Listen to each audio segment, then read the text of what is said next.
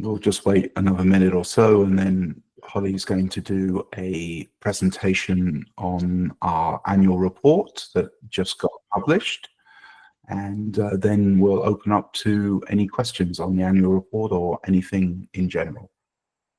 All right, everybody. Well, we're at 2 minutes past, so let's go ahead and get going.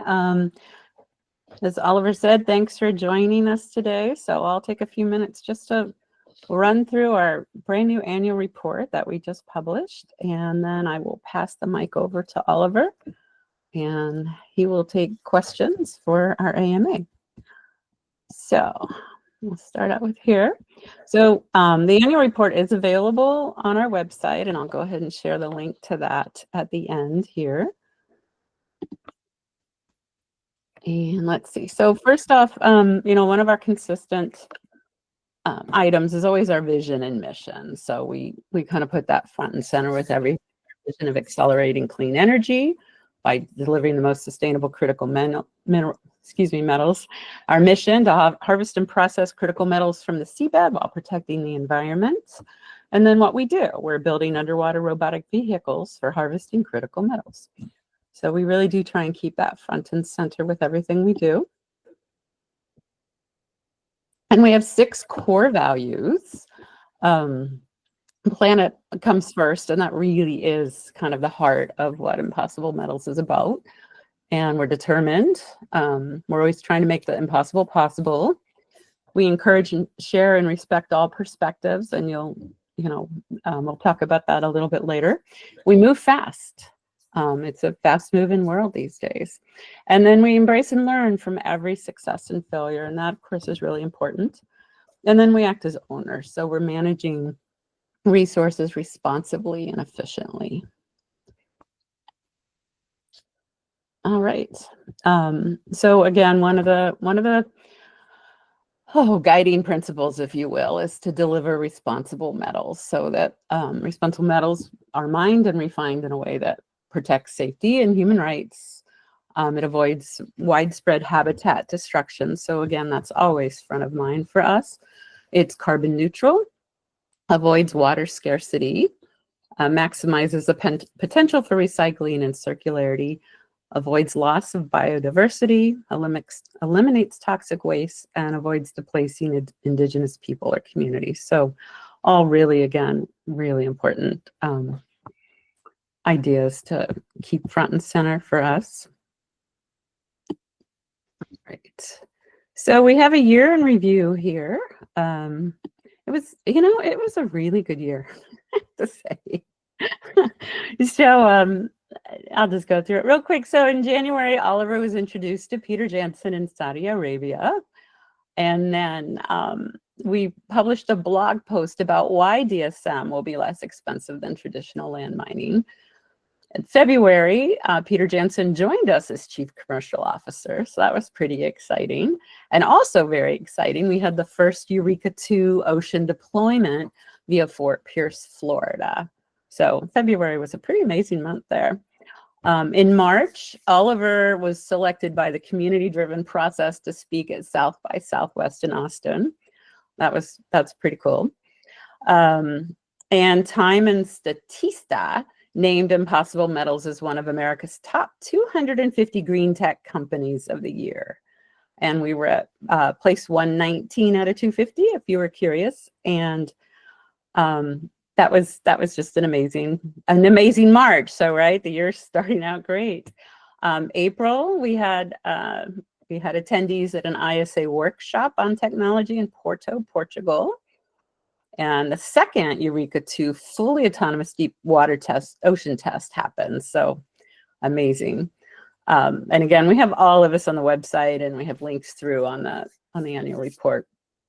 And then the third thing in April was Rear Admiral Hugh Wyman Howard III joined our strategic board. Let's see. So June, Oliver joined host Dylan Garrett on the Hardware to Save a Planet podcast. In July, we unveiled the FAQ, which pretty much will answer any question you have about Impossible Metals. And I will tell you, as the person who updates it all the time, some of your questions today may end up in the FAQ. So you know, bring your questions. We're very transparent and we are happy to answer them.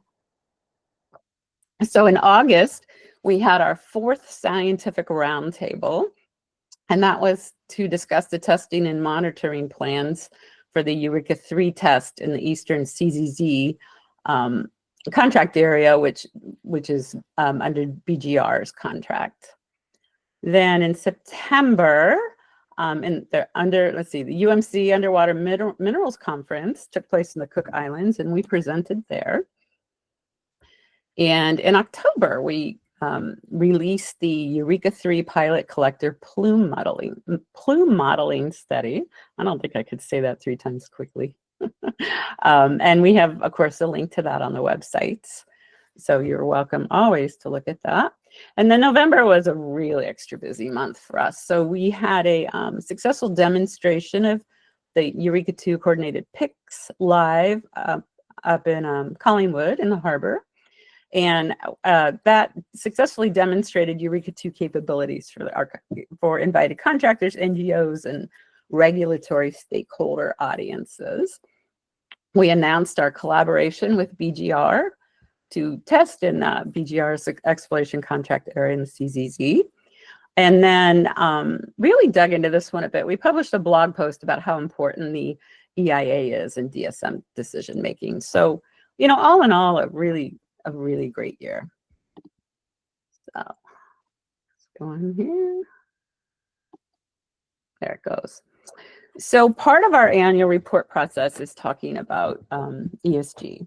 So, you know, environment, social, and governance. So environment starts with that one. So 2 things, delivering responsible metals, and we did talk about that just a couple slides back. And then just talking about, we have the lowest environmental impact of any mining. And then we'll talk a little bit about the mitigation of environmental concerns. So at the lowest environmental impact, we've minimized sediment disruption. So I think if you don't know, I know a lot of people are pretty familiar with our technology. The robots don't land on the seafloor. They hover instead of moving on tracks. So the only sediment disruption, which is very small, are the arms actually picking up the nodules off the seabed floor. And there's no sediment discharge behind the vehicle. And then there's no return water. So that means there's no mid-column plume.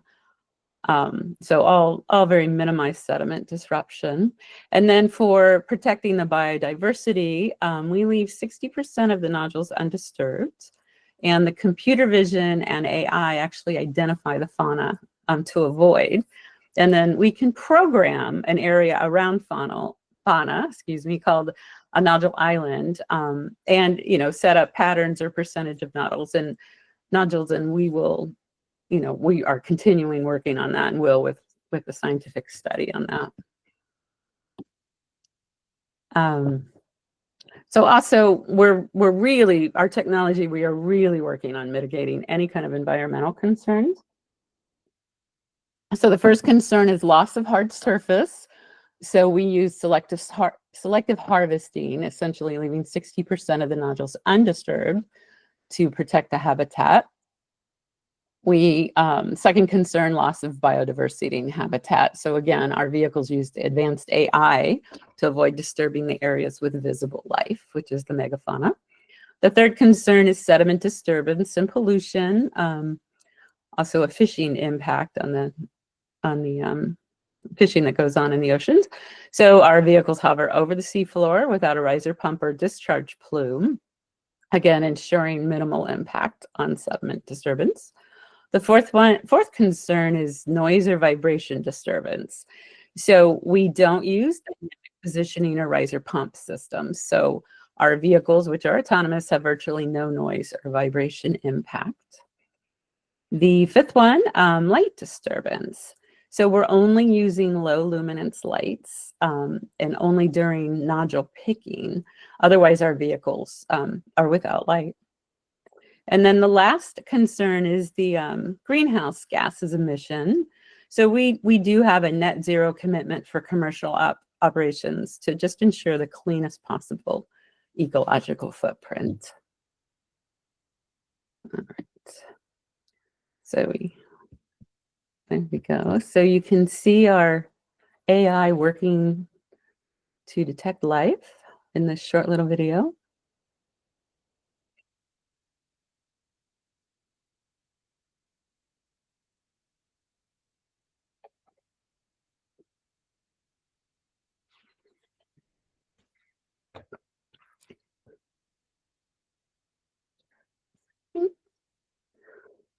And then I'll take any questions at the end. Okay, so the second part of ESG social, we really do, again, this is an annual report focus and an ESG information in it. So it's pretty deep on our employees. So you can go through and look at all of the surveys that have been taken, and there's lots of charts in there. So we talk about the employees, our community, which is local community, the industry, events, and academia. And then media is kind of in there. So also in the annual report, you'll see some of our media hits. We're really involved in the local community up in Collingwood. We speak at industry events. We work with all of the stakeholders, and we've got a list of stakeholders on the next slide. And then it also covers our contractors and suppliers. So we're very discerning on the contractors and suppliers we work with. Next one here. So also under the social part of ESG, so stakeholder engagement is really important to us, obviously, and we do everything we can to engage with them. So that includes customers, any government agencies and regulators, NGOs, partners, potential partners, the scientific community. We're very open and transparent and involved with. Standards bodies and market intelligence publishers, and then the traditional and community stakeholders. So again, very top of mind for us. We're also a B Corp. We're working towards B Corp certification and the pledge 1%. So let's see. So scientific roundtables, we've talked about that just a little bit. We have held 4 of them to date. So we engage with deep ocean scientists early and often, so we can incorporate feedback. And if you're a scientist and you would like to join us, we'd be thrilled to have you. And you can just send us a message via the website. And then the roundtable summaries each time we do one are also available on the website. So we're very transparent about all of this. Okay, so governance is the last part of ESG. And I keep saying transparency, but we really are a very transparent company. And we are committed to ESG reporting and commitments. So we have a board of directors with an independent chairperson. We have advisors on our boards. We have we have ethics and transparency, stronger than guidelines, I'd say, policies and procedures. Risk management is also very important, and we review that annually. And then governance goals. So this is that you can do a very deep dive on this in the annual report if you would like. All the information is there. So it's important. And again, it's important for us to just be very transparent with this. All right. And then the last slide here is the Impossible Metals Roadmap. You can see our proof of concepts when we started with the ARM and Vision back in 2022, moving up to Eureka 2. It's got 3 arms, 6 kilometer depth. Next up will be Eureka 3, and we're looking at 7 arms with a payload of 4,000 kilograms. And then our last stage on here is when we get into production, we have a fleet of vehicles mining for critical metals. All right. So I wanted to leave plenty of time for questions with Oliver. So just real quick, you can download the annual report. I will go ahead and put the link in the chat. And, the United Nations, I'm sorry, I just lost the word for these. We meet 8 of them out of the 15. So we do talk about that quite a bit, also in our annual report and on the website. And so you're welcome to go through and see what those are and how we meet them. And there we go. All right, so next we will open up our AMA to our CEO and co-founder, Oliver. Thank you. Great. Well, thank you, Holly, for that quick overview. I did put a link to the 2024 annual report in the chat. It's also directly linked on our website under the sustainability. And I also put a link to all of our public data, which is also available through the website. So we have one Google Drive where we share everything publicly. So I'd like to open it up to questions. I think the easiest way is if people want to use the raise hand option, which is the little hand at the bottom of the screen, or we can also take them from the chat. But I think we'll go to the raised hand first. Ola, sorry if I got the pronunciation wrong, please ask your question. Olga, you're on mute. There you go. Hi. Hi, everyone. My question actually relates to the plume modeling study that is available on your website. It's a plume modeling study for Eureka-free collector. And generally, Impossible Metals described its collector technology as sustainable and low impact. However, according to your study, the collector could deposit around 4 tons of sediment of a small trial area in just 2 days, forming about 0.25 millimeter layer on the seafloor. That's about 23,000 times more than natural sedimentation, and which would normally take over 100 years to accumulate. So deep sea ecosystems exist in extremely stable conditions, and studies have shown that even small disturbances can cause long-term damage, especially to microbial communities. So my question is, what evidence supports the claim that these impacts are negligible or sustainable, especially at the full scale of commercial mining and the absence of baseline ecological data or long-term studies on plume effects? Thank you. Yeah. So yeah, thank you for your question. I think the first thing to say is that the statement that this is 23,000 times higher isn't true, because there is seismic activity on the seabed floor, and that equation only factors in sediment that falls naturally. But given the seismic and weather activities, there's actually a lot more sediment naturally occurring on the seabed floor. So it's not purely coming from material from the top of the ocean that is being deposited. There is seismic activity, and there is weather and current activity that also generates sediment. So, but that being said, of course, we will have an impact, and there will be some level of sediment disturbance, but our plan is to try to minimize that. We never have accepted that our approach will have zero impact. All mining, wherever it is performed, is an extraction industry, and so there is always impacts. The question is, can we minimize those impacts, and can we make sure that those impacts are the lowest of all potential sources of these metals? I think, as most people know, 75% of nickel today comes from Indonesian rainforests.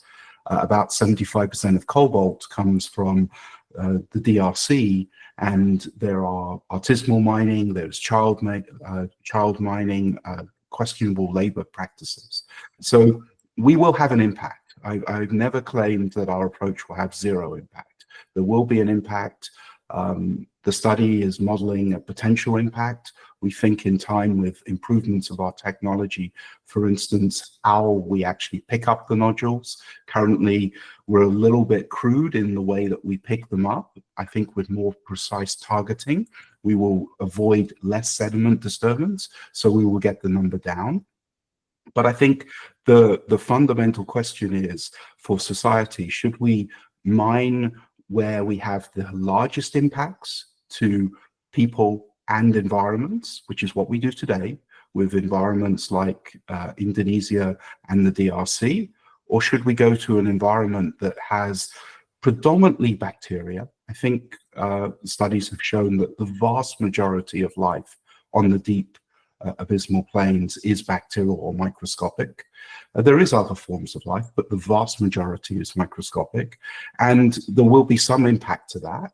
But isn't that the right equation, given that we need these metals? So we believe this will be the most sustainable form of mining, but it will never have zero impact. But sorry, can I just add to that? But Yeah. do you study that impact, and that just because something is microscopic, it doesn't mean that it doesn't have a big impact on the health of ocean and chemistry, regulating chemistry of the ocean. So what do you do to study that impact, not just in comparison to land mining? Yeah, it's a great point. Well, deep sea mining is unique in the fact that the regulations, the mining code, are being put in place before any commercial mining is happening. One of the requirements under the exploration regulations is that you have typically 5 years of environmental baseline data that has to be collected, where you have to study and model and understand the impacts of this. And so many companies, contractors, have collected decades of data. For instance, I think TMC is public in saying that they have collected over a decade of data over I think 20 plus cruises, and many other contractors have as well. And so all of this data will be presented to a regulator, and the regulator will be given the opportunity to decide if the impact that is being forecast is acceptable or not. And that includes the microscopic ecosystems that survive down in the deep ocean. So to me, this is the purpose of the environmental impact assessment. It's incredibly comprehensive. It takes many, many years. It costs a lot of money. It has many hundreds of scientists involved, and all of that data is open and made available. And so that is the point where society and ultimately the regulator decides if this impact is acceptable or not. And that does include the microscopic community.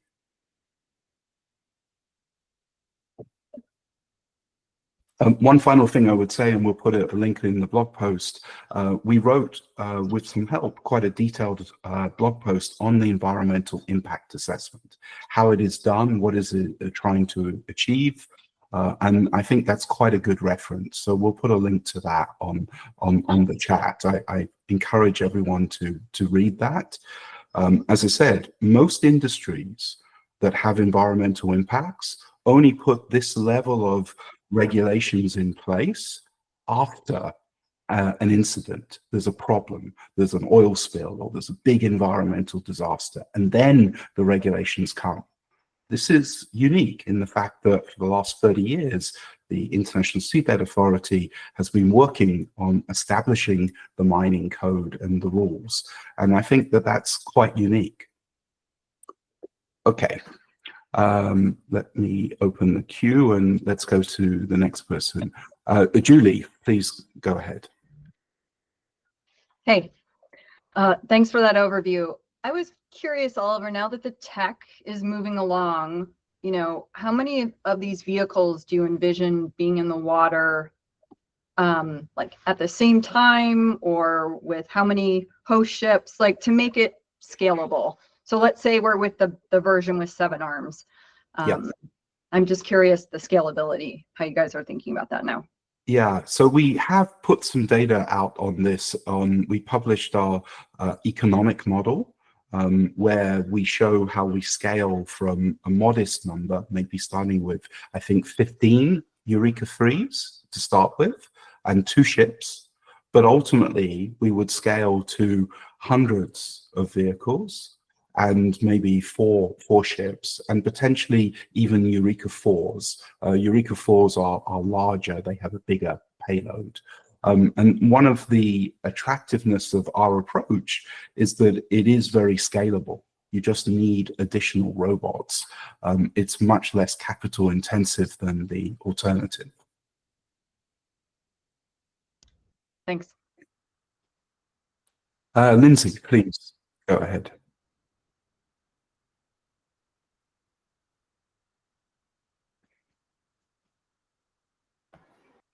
Hello, thank you guys so much. Lindsay Harris, University of Hawaii at Manoa. Quick question. So during the presentation, Holly, thank you so much for walking us through that. You talked about a bunch of the stakeholders or stakeholder general categories that you were interested in working with and currently consulting with. Can you describe the process of how you've selected which stakeholders to work with and assessed whether or not these are an adequate representation of all key stakeholder groups, especially those that are going to be nearest impacted to deep seabed mining, including small island and large ocean states? Thank you. Yeah, thank you for the question. I think we are still a relatively young company. We're about 4 years old, and have modest resources. I think we're about 20 people, and so right now our stakeholder engagement has been driven by the people that have reached out to us and the people that are more visible. But as we ramp up our activities, we will invest more and engage in more stakeholding. I think it's worth stating that as of today, we're not a contractor. We do not hold exploration license areas. Our strategy is to partner with companies that do, and those companies are the ones that have been collecting large amounts of environmental data. For instance, I think it's well known that we have an agreement with BGR to do a test of Eureka-3 in their area, probably in 2027, although the date is not yet finalized. And so we feel that at this moment in time, the contractors have the primary responsibility of doing stakeholder engagement and outreach, but that is something that we intend to ramp up as we progress on our strategy. Peter is our Chief Commercial Officer, and I think he has a comment. So Peter, please go ahead. Yeah, no, just to add to this, Lindsay, one example of how we do end up reaching out to a whole variety is also that we, for example, were invited to the session at the ISA in Jamaica in March. We were invited there by the Enterprise, which of course is the ISA's, shall we say, own contractor. And we there were able then to present to all the NGOs, to all of the countries, delegations, and whoever was able to attend in general. We also had multiple, we attended many of the NGOs' own events that they threw quite a few events, and we attended them and spoke to a lot of people there. So that's how we try to approach it in general, by attending these large gatherings where all the people that are interested in the industry will be there. Yeah, that's a great point, Peter. And I'd also add, these webinars, and we try to be open. Anyone can reach out to us, and we will engage. Lindsay, please go ahead. Yes, thank you. Oh. We've got some background noise, maybe. Yeah, I attempted to mute. Yeah. Just a quick question, follow up to that. It sounds like you guys are looking to ramp up in terms of your guys' stakeholder engagement, though it sounds like you feel that this is largely the role and the responsibility of the contractor. My question is, do you have a time frame or a schedule for building out that plan and starting to roll these kinds of actions out, the ones that you do feel that you are responsible or want to pursue? High level, I think next year would make sense for us to increase our stakeholder engagement. But like a small company, we always have to balance prioritization. But it's important to us. Obviously, if mining is happening thousands of miles away from a community, we have to think carefully about where we should be engaging and with who.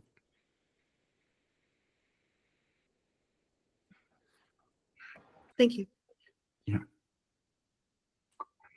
Faisal, please go ahead. Sure. Hi, everyone. I'm curious to know what comments you're anticipating from the American Samoa BOEM comment period, and how those assumptions affected your future plan. Yeah, we were very happy to see Department of the Interior accept our request to start the process. And the first step, as you know, is a request for information. I'd encourage everyone to comment. We will be as well. I think it's just generally good hygiene to allow any stakeholders to provide input. As we've said, the area that BOEM has selected is based on the area that we had requested, which is, I think, 130 nautical miles closest to the nearest population. So it's significantly distant. You are unlikely to see any impacts from the island, but of course, we want to have all input, and I think we'll be interested to see what impacts are raised. We personally think this is a great economic opportunity for American Samoa, and we've had some discussions with the new governor, and I think there's an opportunity to upgrade some of the infrastructure in American Samoa, as well as creating jobs there as well.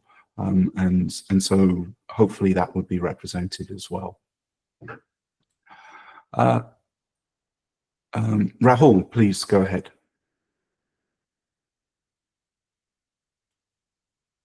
I think you're on mute. Yeah.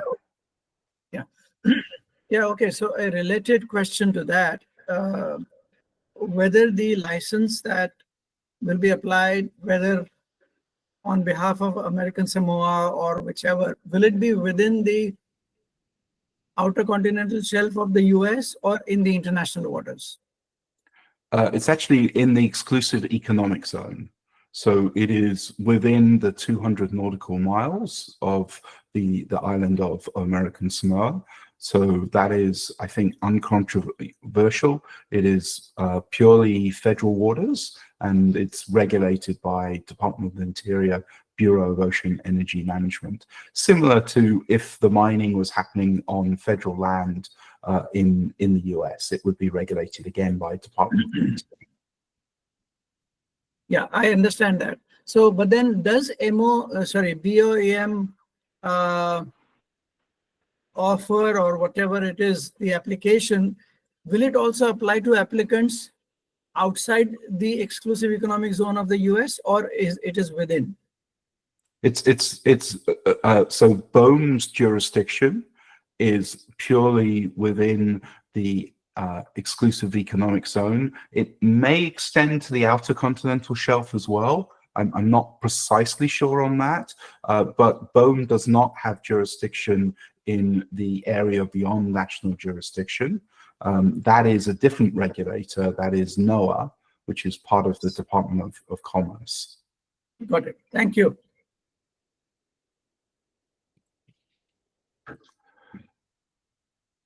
So happy to take any other questions on anything.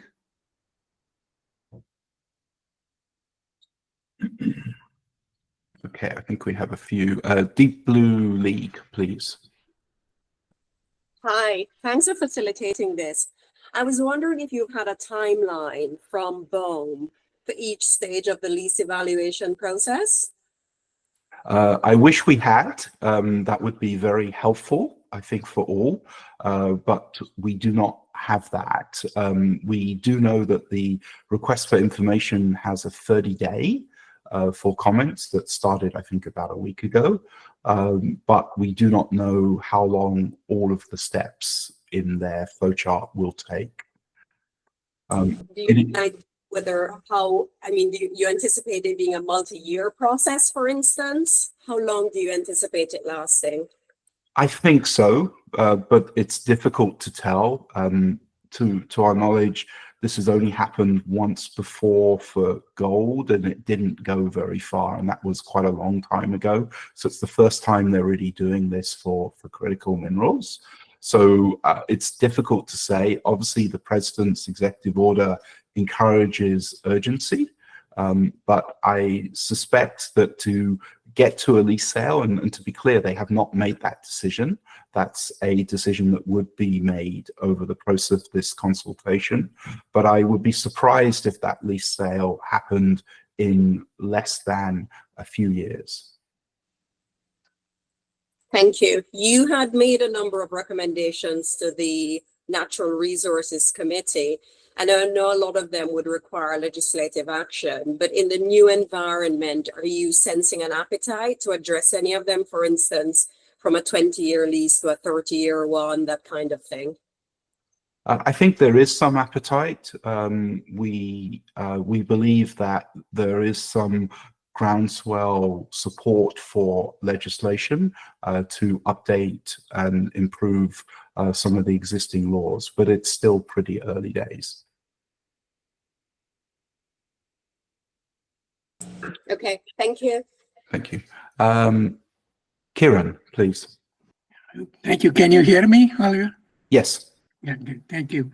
I have a question in a reference to this long-term non-zero commitment. And in particular, all the motherships, will they be, consistent, their propulsion system will be consistent with IMO's non-zero initiative? And how your economic model will be impacted by their carbon pricing related recent comments which are going on?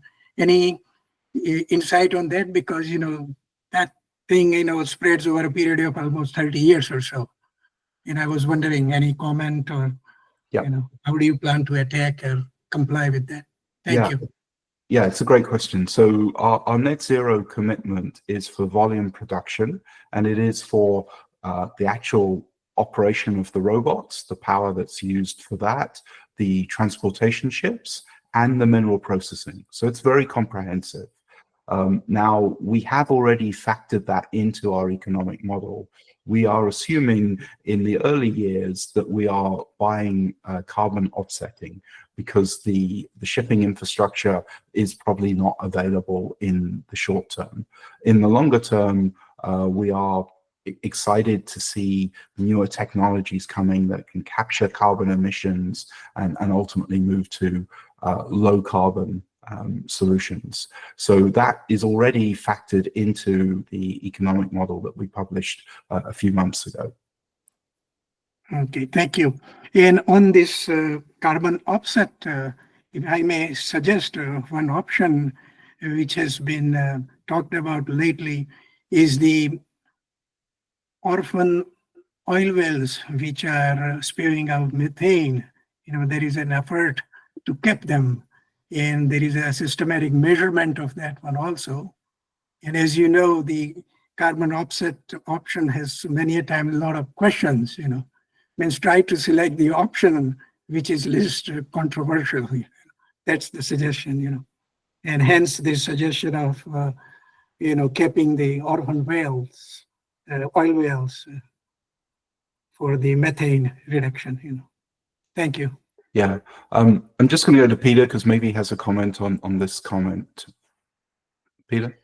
Yeah, no, just to add to the fact that because our system is as cost efficient in its collection, one aspect of it is the environmental impact, that low environmental impact. But because we are so cost efficient, it does allow the affordability to for environmental measures beyond, shall we say, what companies that are running at a very fine cost line are able to afford. So we believe that part of the benefits of having a very cost-efficient system like the Eureka system will allow us to afford higher environmental protection than anybody else. Yeah, that's a great point. Thank you. Thank you. Lindsay, please. Me again. So I was curious to hear if you have any commentary around your economic model. Obviously, economic models at the ISA and amongst contractors have been a point of contention in terms of what kinds of models and what kinds of random effects or other kinds of impacts that can come from things like access or things like supply and demand currently for these commodities, especially in this global economic climate. Can you comment a little bit about how your economic model speaks to these kinds of changes? Yeah, the model, which is, there's a blog post, there's a spreadsheet, there's slides, and a webinar. So we'll put a link. Maybe Holly, you can put a link to that in the chat. It's quite comprehensive. It's basically showing that the all-in sustaining cost, which is a way of like saying what does it cost to get the material and process it once you have paid the upfront capex, is looking to be about 10x less expensive than the average nickel mine. So the average nickel mine last year with the Wood Mackenzie data was just under $15,000 a metric ton of nickel. That's what it costs to mine and process. And if you know the metal pricing, it's around that today. So that's challenging for many domestic traditional mines, because many of their costs are actually higher.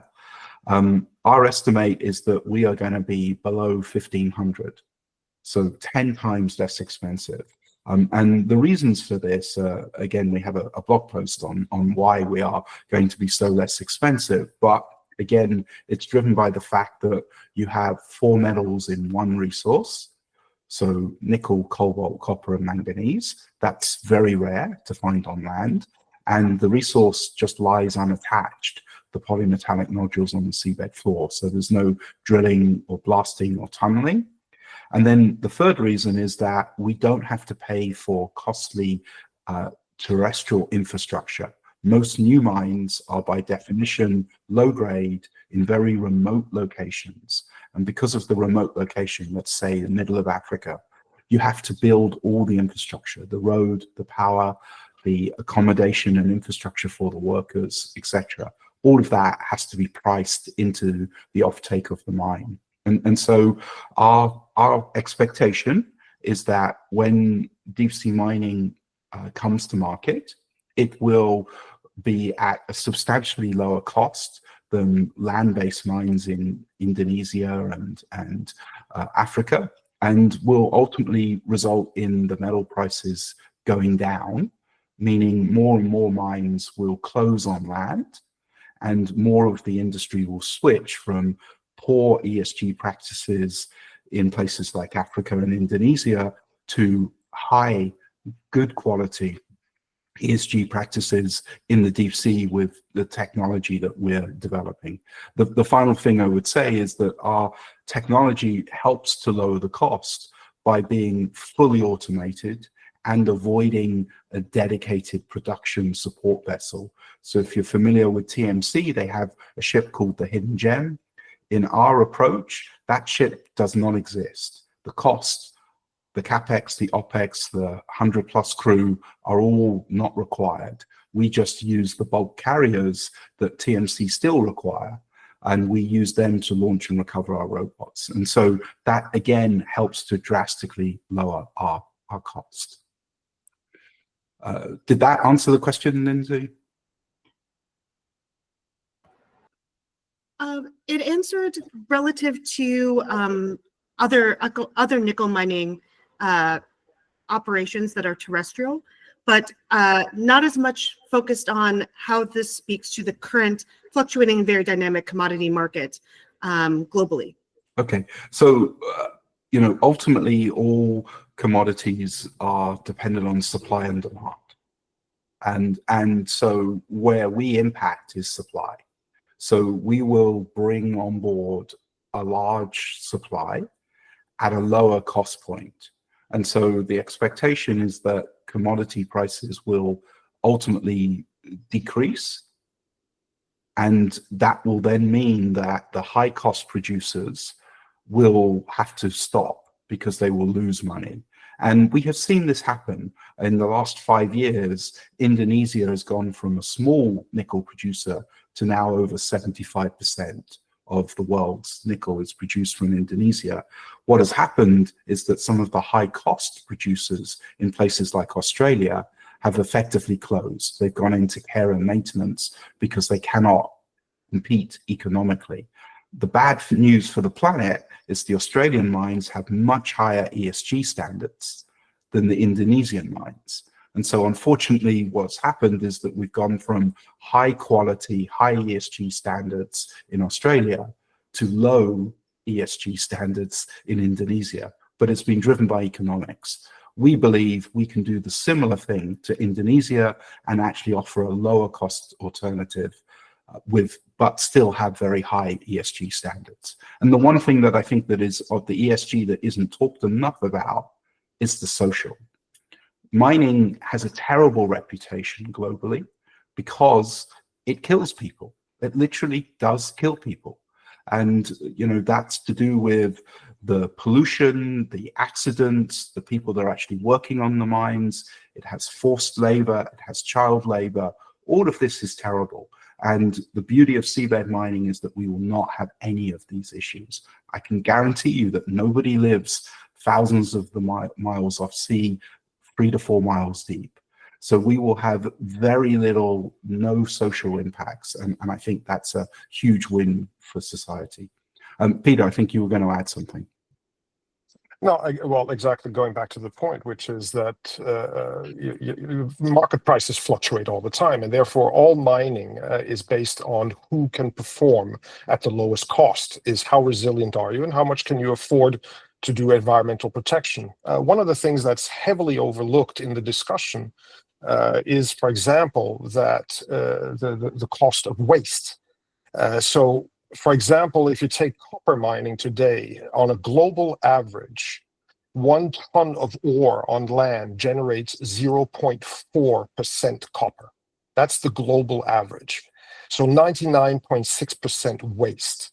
If you take 1 polymetallic nodule, there's 30% metals just in that. So the whole cost aspect of how much is wasted goes very different for deep seabed mining of nodules.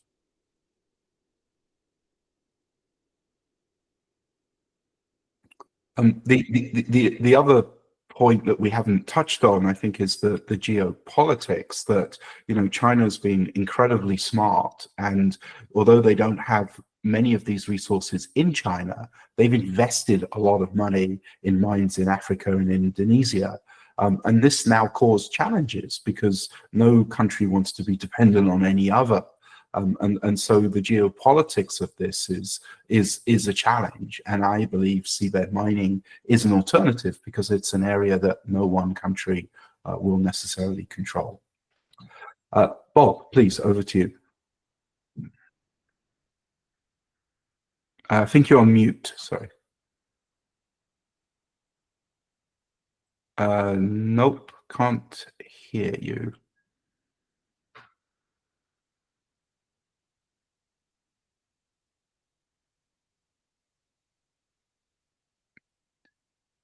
Yeah, check if your if it wiggles in when you speak, you should get feedback of your voice that shows you that the mic is working.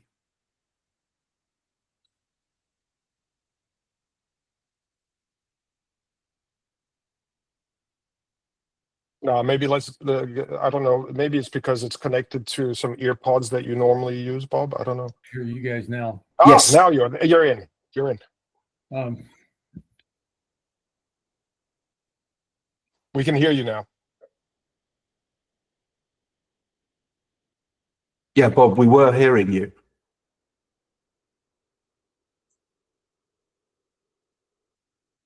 Maybe Bob's not hearing us now. Yeah, it's one or the other. Bob, can you hear us? He can hear us, but we don't. We can't hear you. We did hear you for a second.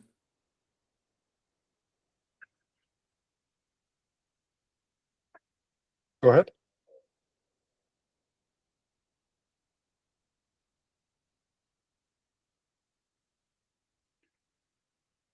Well, whilst Bob is getting this, is there any other questions from anybody else? Oliver, we had a couple of questions in the chat.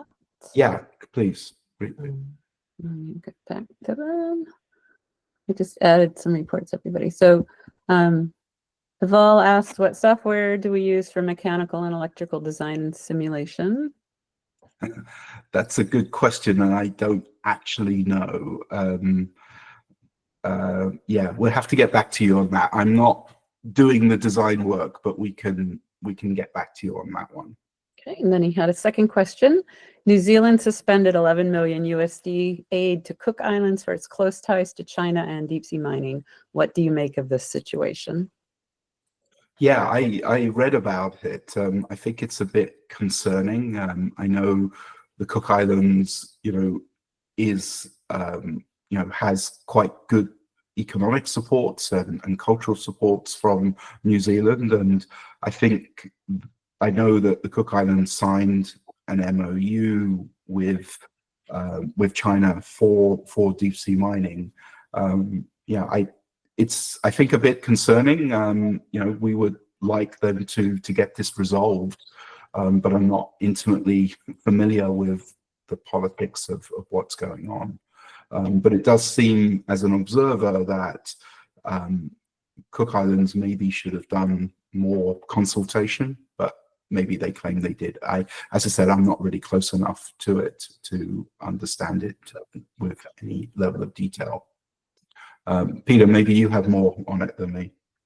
No, just purely to say that this just exemplifies the geopolitical battle that is now going on, the dominance of China in this area of critical metals, of rare earth elements, and so forth, is deeply, deeply concerning. Now, whether boycotting a nation by removing 11 million of funding is going to assist that situation, I'm not going to be the judge of that. But I just think it exemplifies what's going on out there in the geopolitical world. That there's a real concern about the dominance, almost monopoly, that China has over some of these metals. Yeah, that's an extremely good point. I think, having spent quite a bit of time in DC, politicians are very concerned with the position that China has, been able to get into, and are doing all that they can to wrestle control back, including acceleration, deregulation, funding, and I think deep sea minerals are a good opportunity to help wrestle control back. Bob, I don't know if you managed to get your microphone to work. Can you hear me now? Yes, we can. Okay. Great. You'd think that the chief technology officer of CATL ought to be able to figure this out, right? Yeah. So how Oliver, old is he? Yeah, good question. So Oliver, just real quick, I know I was in attendance in Washington, D.C. a couple of weeks ago, and clearly Senator Cotton, Senator Murkowski, and Senator Hickenlooper were all talking about the critical nature of these minerals for use in battery manufacturing in the future, and their desire to change the White House thinking around batteries, where the president thinks of batteries and its direct relationship to EVs. However, there's only a few thousand other applications that batteries are used in other than EVs. So I think one of the key points here is that I think the senators were making at that conference were around national security topics. Could you make just a few comments about what you heard at that conference? Because what I took away from it, and what you're doing and other people are doing, deep sea harvesting or mining, is critical to the future of our society. Yeah, I think you make excellent points. I think, there is a narrative that these metals are only important in batteries and EV batteries, and that's such a simplification. I mean, today, the vast majority of nickel is actually used in stainless steel. But all of these metals are used in energy transition. They're used in whether you're generating electricity, let's imagine solar, wind, nuclear, geothermal, they use these metals. Obviously, copper is highly used wherever you transfer electricity, so the transportation side. Storage, batteries is a big use, but it's worth mentioning that batteries now percolate all parts of society. Like many people on this call are using a battery device. We have our phones. There are novel applications. I saw an inductive stove that uses a battery so that it can have more power than could normally be available. And so batteries have got to the point now where the cost has come down, the innovation has gone up, that they're finding a whole range of applications. Let's talk about grid storage. I mean, renewables by their definition are only at certain times of the day. And so we need to store the energy. Military, I mean, the military is heavily dependent on batteries. Every warfighter has multiple battery-powered devices, whether it's for communications or observation or all sorts of other things. And so, without batteries, the ability for the warfighter to do his job or her job is really constrained. And so I think whether you talk about energy transition, defense, infrastructure, there's a realization that critical metals are essential. And when I testified in front of Congress, a few weeks ago, I talked about how coal really powered the 19th century and oil and gas the 20th century.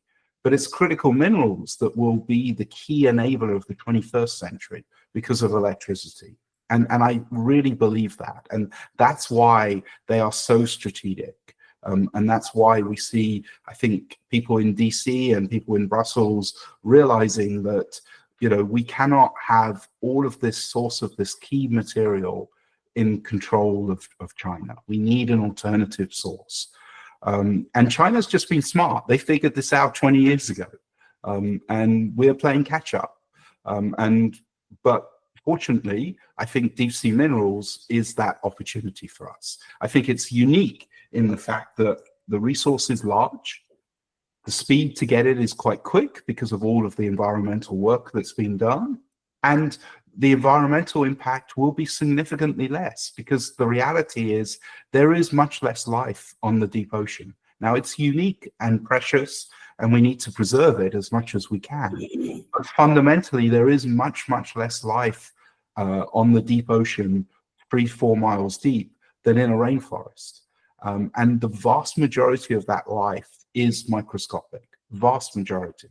I would encourage, if people, are strongly for defending the deep, look at the videos of what you see. You will very rarely see life that you can see with your eyes. Now, it all has microscopic life, but that's what we are talking about compared to a rainforest where the amount of biodiversity is absolutely huge. Thousands of undiscovered species in rainforests, just as there are in the deep ocean. And the human impacts, this is the one thing that I think no one talks about. The human impacts of land-based mining are just immense. And that's something that we will completely avoid with the seabed. Oliver, may I have 1 second question? Please, please. I'd also like to ask you to make comment on another thing that was talked about in great detail in Washington 2 weeks ago, and that is the future of mankind is going to be premised heavily on enormous data centers as well as huge artificial intelligence centers.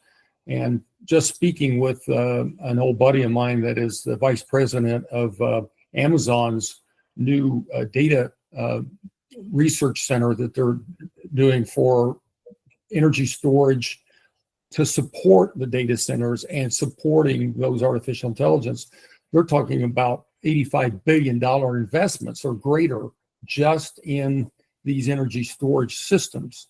Batteries are a key element of that to support that because there's quite literally billions of dollars of transactions that occur every hour, and those have to be supported by a continuous energy source, because if there's a power grid bump, then you have enormous amounts of loss of financial transactions.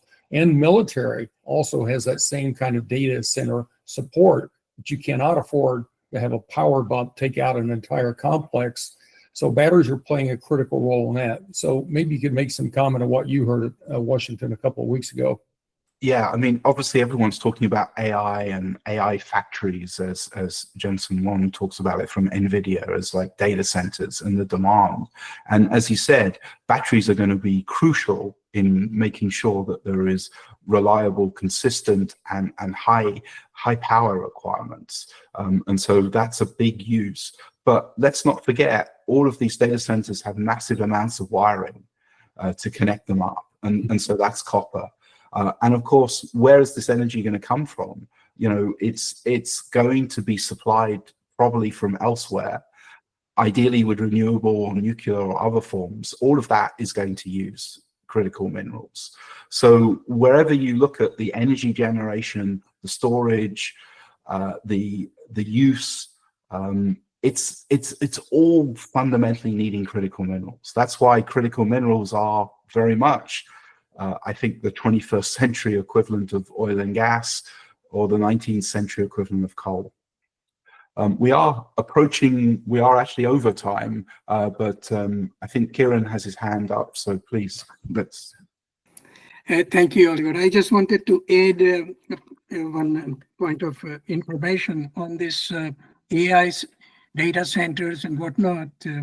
There has been a lot of interest in this nuclear power industry also, and they are talking to all the technology companies in marriage of nuclear power generation together with utility scale batteries is also being talked about, because it is rather challenging for nuclear power generation to respond in a very short time. Means if you can add in your list, the marriage of, increasing interest in this nuclear energy related issues and their role in a data center and the role of batteries, it would be, much more applicable to the ongoing discussions and initiative by utilities also. Thank you. Yeah, absolutely. So I think we have one last question in the chat, and then we should wrap. So yeah, the question is, if I understand correctly, you plan to leave behind a certain threshold, 60% of nodules. Can you elaborate on how this threshold was selected?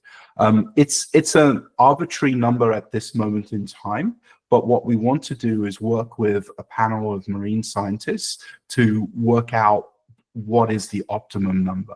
And I think that will involve doing some experiments and actually seeing what the impacts are. So we initially started with a number of 30%, but then we realized that if we prioritize the larger nodules, we could achieve 30% by mass, by weight, but leave 60% behind by number if we prioritize the larger nodules.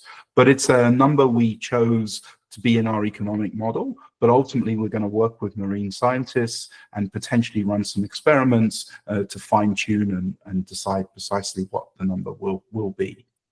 Peter, did you want to add something on that? I did. One of the things that had a big impact when we presented at the ISA in March was the fact that we are programmable. And this is why a cautionary approach, which has been talked about as being, well, we need to delay. That's the way cautionary approach goes. We were able to present a cautionary approach because our equipment is programmable. So if we cautionarily need to start by leaving 80% behind, we can program the robots to do so.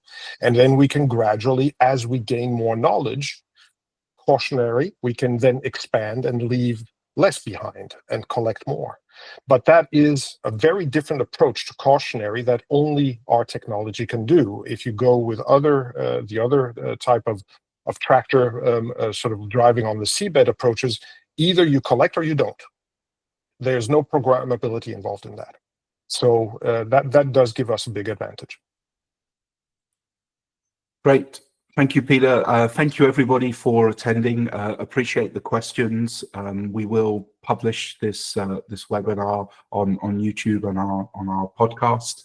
And I think with that, we'll have a wrap. And thanks for participating.